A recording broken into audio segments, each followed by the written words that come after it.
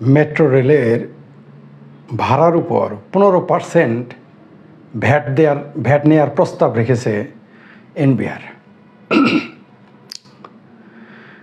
এমনিতেই আমাদের দেশে পরিবহন মালিকদের সুবিধা দেওয়ার জন্যে রেলের তো 12টা বাজিয়েছি। এখন জনসুবিধার্থে একটা রেল পরিবহন আছে, তাও মেট্রো, যেটাতে জনগণ একটু সুবিধা পাচ্ছে। এর পিছনেও চোখ পড়ে গেছে, এর উপরেও চোখ পড়ে গেছে এনবিআরের। ট্যাক্স ভ্যাট বসানোর আর জায়গা পেল না এনবিআর। সব জায়গাতেই বিজনেস করতে হবে, সব জায়গাতে কি বিজনেস চলে? জনস্বার্থে তো ফ্রিও করা যায়। বাংলাদেশের যে রেল ভাড়া নেওয়া হয়, এটা যে পৃথিবীর যে কোনো দেশের তুলনায় বেশি। মেট্রো রেলে ভাড়া এত হওয়ার কথা ছিল না, বরং এটা আরও মিনিমাম 25-30% কম হওয়ার কথা ছিল।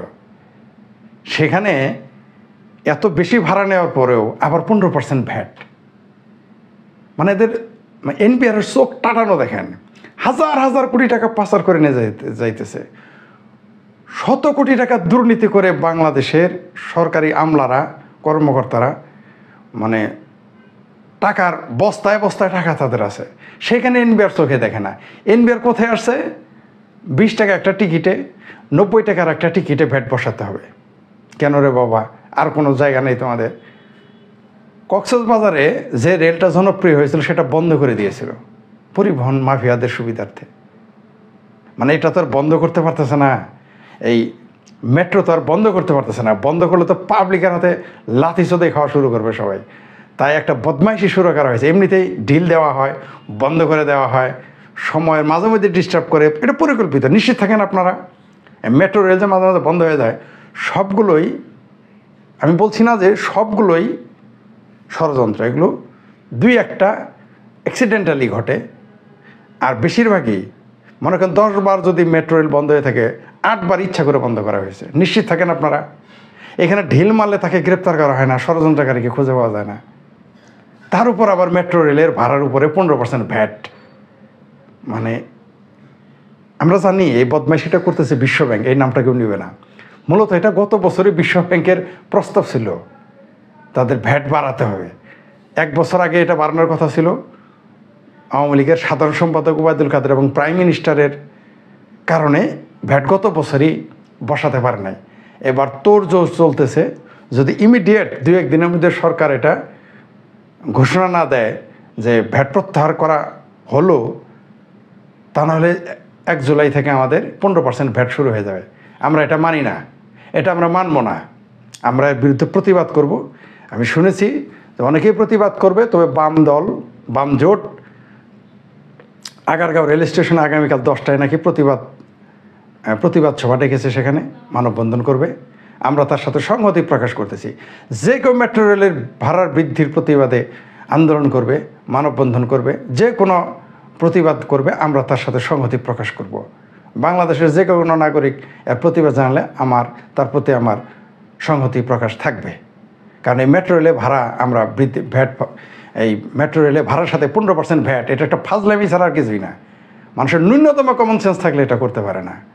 এই দেশের আমলারা এনবিআরের ভিতরে কতগুলো লুকিয়ে আছে, যারা হাজার শত কোটি টাকার মালিক, সেগুলোকে ধরুক।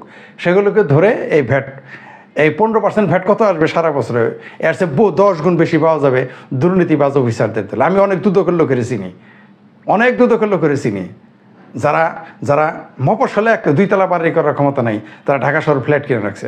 আমি দুদকের অনেক লোকই চিনি যারা শত শত কোটি টাকার মালিক। তাদের ধরেন, তাদের কাছ থেকে নেন। একজন সরকারি কর্মকর্তা কীভাবে এত টাকার মালিক হয়? আপনি তাদের কাছ থেকে এগুলো আদায় করে ভ্যাট। আমরা 15% ভ্যাট দিব না। আমরা বাংলাদেশের জনগণের পক্ষে, সকল জনগণের পক্ষে তীব্র নিন্দা জানাই। এই ভ্যাট অবশ্যই প্রত্যাহার করতে হবে। আমরা ভ্যাট দিতে পারবো না। এমনিতেই ভাড়া বেশি আছে, এমনিতেই। আবার যারা দায়িত্বে আছে, এটা কী যেন সংস্থান আমরা ভুলে গেছি, তারা বলছে তারা ভ্যাট দিবে না। তার মানে তারা ভ্যাট দিবে না মানে কি? যারা ব্যবসা করতেছে। ভ্যাট দিতে হবে আমাদের জনগণের, মানে মূল ভাড়ার সাথে 15% ভ্যাট যোগ হবে। আমরা তা দিব না। তীব্র আন্দোলন গড়ে তুলব, তীব্র। আমরা এই ভ্যাট দিব না। আমরা জনস্বার্থে সরকারকে অনুরোধ করব এটা প্রত্যাহার করেন। এর জন্য আপনি ধন্যবাদ পাওয়ার উপযুক্ত না, কারণ হলো যে এর জন্য আবার ধন্যবাদও চান না যে প্রত্যাহার করেছেন, ধন্যবাদ, কারণ এটা আপনি প্রস্তাব কেন আনবেন? এই দেশের সংসদে এমপিদের পাঠানো হয়েছে জনগণের স্বার্থে কাজ করার জন্য, আর তারা সেখানে কেউ কথা বলে না। বিরোধী দল না থাকলে একটা দেশে যাবে, আর একটা আছে এই দেশে বিরোধী দল, ডোমেস্টিক কয়েকটা বিরোধী দল আছে, যার কারণে আমরা এখানে কেউ কথা বলতেছে না। আমরা তীব্র নিন্দা জানাই, আমরা কেউ এই 15% ভ্যাট দিব না এবং এর তীব্র বিরোধিতা করব জনস্বার্থে। আমি বাংলাদেশ সরকারকে অনুরোধ করব জনস্বার্থে এই ভ্যাট প্রত্যাহার করা হোক। গতবার যেমন মানা হয় না, এবারে যেন তারা সেই কাজই করে। ওবায়দুল কাদের, সাধারণ সম্পাদক ওবায়দুল কাদের এবং মাননীয় প্রধানমন্ত্রী গতবার যে কাজটা করেছেন জনগণের পক্ষে, আশা করবো এবারও তারা জনগণের পক্ষেই থাকবেন। এই দেশের মেট্রো রেল করার সময় কত গুণ টাকা বেশি খরচ করা হয়েছে, কত গুণ। পৃথিবীতে আর কোথাও মেট্রো রেল হয় না, জাপানের চাইতে বাংলাদেশে মেট্রো রেল খরচ বেশি দেখানো হয়েছে। তারপরেও আবার আমরা 15% ভ্যাট দেবো, মানে একটু ব্যবসা হইতেছে, জনগণ একটু চাইতেছে, চোখ টাটানো শুরু হয়ে গেছে, লোভ আর সামলাতে পারতেছে না। দুর্নীতিবাজ আমলাদের ধরেন, দুর্নীতিবাজ সরকারি কর্মকর্তাদের কাছে টাকা পয়সা নেন, সেগুলো নিয়ে আপনারা ভ্যাট পূরণ করেন, আমরা ভ্যাট দিব না। আর তীব্র নিন্দা জানাই যারা এই প্রস্তাব দিয়েছে তারা জাতির শত্রু। যারা এই 15% ভ্যাটের প্রস্তাব দিয়েছে মেট্রো রেলে ভাড়ার প্রতি, এরা অবশ্যই এরা গণদুশ্মন। আমরা তীব্র নিন্দা জানাই।